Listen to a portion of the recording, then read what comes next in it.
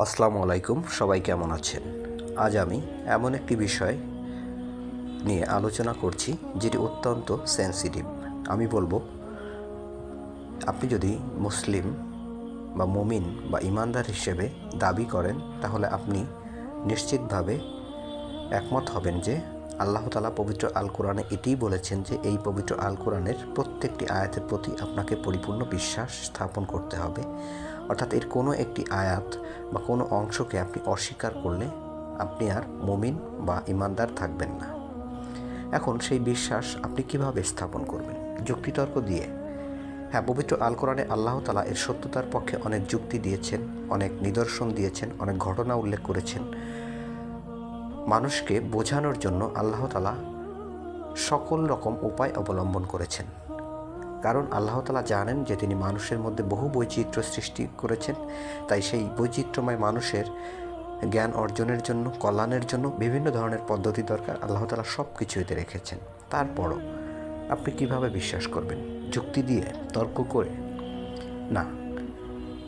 পবিত্র আল কোরআনের কিছু আয়াত আছে সুস্পষ্ট, কিছু আয়াত আছে শিক্ষামূলক, কিছু আয়াত আছে আল্লাহ তাআলার নিদর্শন, আল্লাহ তাআলার সত্যতার চ্যালেঞ্জ।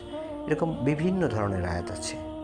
এবার প্রত্যেকটি আয়াতের প্রতি বিশ্বাস স্থাপন করতে হবে, যার সবগুলো আপনি যুক্তি দিয়ে বোঝাতে সক্ষম হবেন না। আল্লাহ তাআলা সবগুলোর ক্ষেত্রে যুক্তি প্রদান করেননি।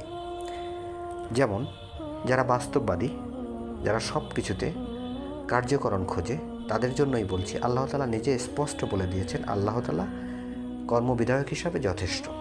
আল্লাহ তাআলা যখন বলেন কুন বা কোনো কিছুকে বলেন হও, তখনই তা হয়ে যায়। এবার এটি আপনি বিশ্বাস করবেন কিভাবে? যুক্তি দিয়ে? আল্লাহ তাআলার এই ক্ষমতা কি আপনার কোনো যুক্তির মাধ্যমে বোঝা আপনার পক্ষে সম্ভব নয়। তেমনি আমরা জানি মারিয়াম আলাইহিসসালামের গর্ভে হযরত ঈসা আলাইহিসসালাম জন্মগ্রহণ করেন এবং ঈসা আলাইহিসসালামের কোনো পিতা ছিলেন না। আল্লাহ তাআলা এর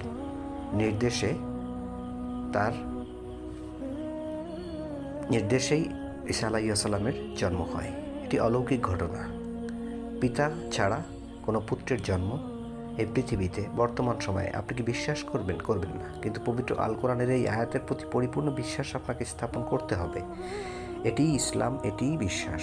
এবার এটির পিছনে আপনি যুক্তি খুঁজলে আপনি পাবেন না।